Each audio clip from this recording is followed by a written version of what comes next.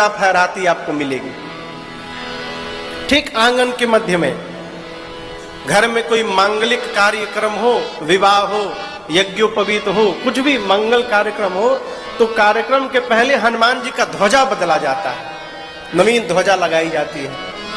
आज भगवान ने जन्म लिया तो अयोध्या के हर घर में ध्वज पताक और के आम के पत्ते का तोरण पुर छावा। और कैसा लग रहा है, कहीं न जाए के ही भांति बनावा।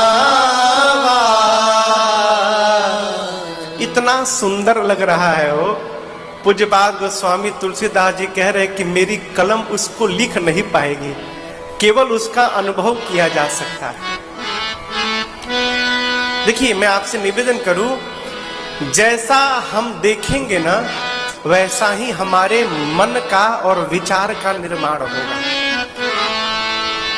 मंगल दर्शन करने से हमारे विचार में शुद्धता आएगी, और यदि मंगल दर्शन नहीं करेंगे तो हमारे विचार में विकार का जन्म होगा।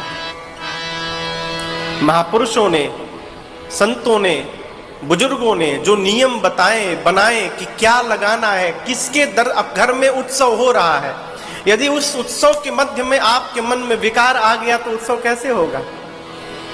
तो विकार जन्म न ले, इसके लिए उत्सव के पहले श्रृंगार की विधि बनाई गई कि मंगल दर्शन करते रहने से हमारे विचार में श्रेष्ठता बनी रहेगी, और उस श्रेष्ठता से उस व्यवहार में हमको आनंद की अनुभूति होगी। पूरी अयोध्या में ध्वज लगाया गया, पताके लगाए गए। पताका समझते हैं? वो जो अब तो नहीं दिखाई पड़ता, पहले हम लोग जब दीपावली में घर सजाते थे तो कागज का पताका बनाते थे, ट्रायंगल शेप में, त्रिकोण शेप में, लंबा लंबा, और उसको धागे में आटा की लेई बना के हमने किया है, आपने किया है। पानी में आटे को घोल के उसकी लेई बना के आप भी किए हैं, धागे में उसको लगाते थे। हरे रंग का पताका, लाल रंग का पताका, पीले रंग का पताका, नीले रंग का पताका, हाँ?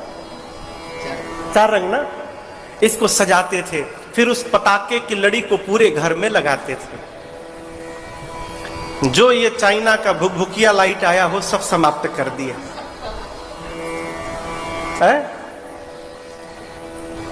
पूरी अयोध्या का श्रृंगार भया, और इतने पर नहीं रुका हो, जो थोड़ी सी कसर बसी थी, सुमन वृष्टि आकाश ते होए। आजकल जो पैसे वाले लोग होते हैं हेलीकॉप्टर बुक करते हैं शादी ब्याह में, और जब दूल्हा निकलता है चाहे जो भी मंगल कार्यक्रम हो तो हेलीकॉप्टर ऊपर से आके पुष्प की वर्षा करता है। ये नकली है। राम जी जब अवतार लिए हेलीकॉप्टर पुष्प नहीं बरसा रहा है, आकाश से सारे देवता 33 कोटि देवता आकाश से पूरी अयोध्या के ऊपर पुष्प की वर्षा कर रहे हैं। आप उस दृश्य की कल्पना करिए। सुमन वृष्टि आकाश ते होए, और ये देखकर ब्रह्मानंद मगन सब लोई। ब्रह्मानंद मगन सब लोई। इस दृश्य का दर्शन करके, भगवान के अवतरण का अनुभूति करके अयोध्या के प्रत्येक नर नारी ब्रह्मानंद की प्राप्ति कर लिए। अरे ब्रह्म आएगा तभी तो ब्रह्मानंद प्राप्त होगा, परम आएगा तभी परमानंद की प्राप्ति होगी, है? ये इसको छिपाया नहीं जा सकता। कोई रसगुल्ला खाए और कहे कि मुझे मीठा नहीं लग रहा है, असंभव। रसगुल्ला खाने पर तो मीठा लगेगा ही, उसी प्रकार भगवान के आने पर ब्रह्मानंद का अनुभूति होगा ही होगा, रोक नहीं सकते आप। ये लोगों को ब्रह्मानंद मिला, और दशरथ जी को क्या मिला, श्री चक्रवर्ती जी को क्या मिला, अरे परमानंद, आनंद की परम अवस्था। देखिए, जिस प्रकार का व्यक्तित्व आएगा उस प्रकार की आपको अनुभूति होगी, ठीक ना हेमंत भैया? राम जी हैं कौन? आगे जब राम जी का आज नामकरण संस्कार होगा तो वहां एक चौपाई है, गुरुदेव भगवान वशिष्ठ जी राम जी के बारे में बताते हैं। ये हैं कौन? जो आनंद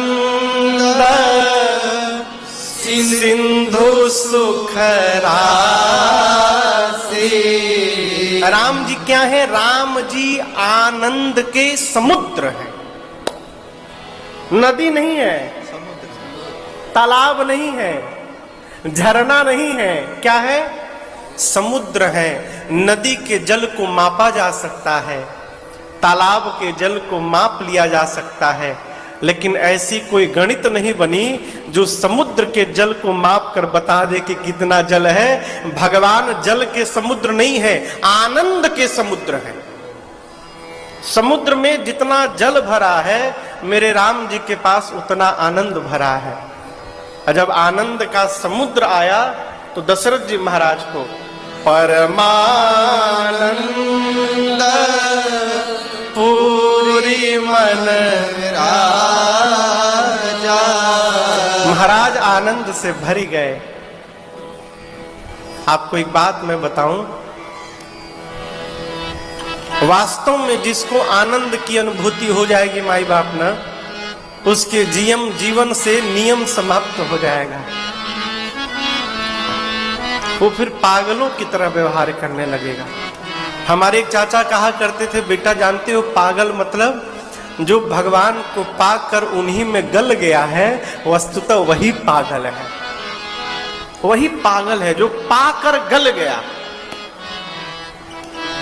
महाराज इतने आनंद में आए कि बाजा बजाने वालों को बुलाने के लिए सेवकों को नहीं भेजा, कहा बुलाई, बुलवाई नहीं बुलाई, अपने दौड़ गए। आज एक चक्रवर्ती सम्राट बाजा बजाने वालों को बुलाने के लिए जा रहा है। आज वो सम्राट नहीं मान रहे हैं, वो आज अपने आप को पिता मान रहे हैं। जो सुख जीवन भर नहीं मिला वो सुख जीवन के चौथे पल में प्राप्त हो गया, और वो भी ब्रह्म आ गया। आप समझिएगा, ऐसा नहीं कि महाराज दशरथ नहीं